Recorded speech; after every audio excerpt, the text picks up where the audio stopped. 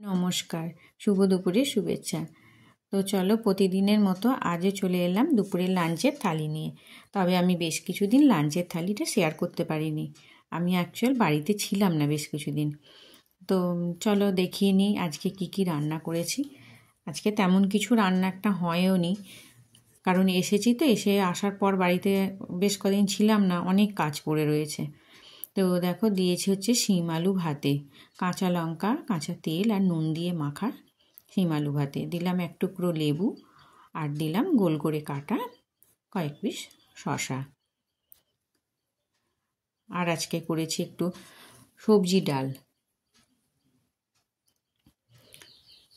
তো ডালের মধ্যে দিয়েছি হচ্ছে বাড়িতে যা সবজি ছিল আর কি, ওই একটু শিম, বরবটি, মানে বরবটি না, বিনস, গাজর, তারপরে পেঁপে, এই সব কিছু দিয়ে মুগের ডাল একটু বেশ ঘন ঘন করে করেছি।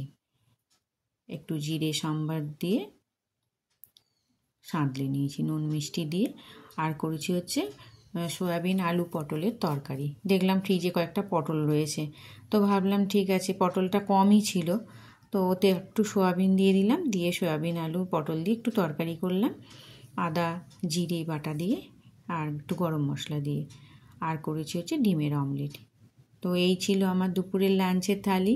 তোমাদের কেমন লাগলো অবশ্যই কমেন্ট করে জানিও। ভালো লাগলে একটা ছোট্ট করে লাইক করে দিও, আমার পাশে থেকো, আমার চ্যানেলটাকে সাবস্ক্রাইব করে দিও।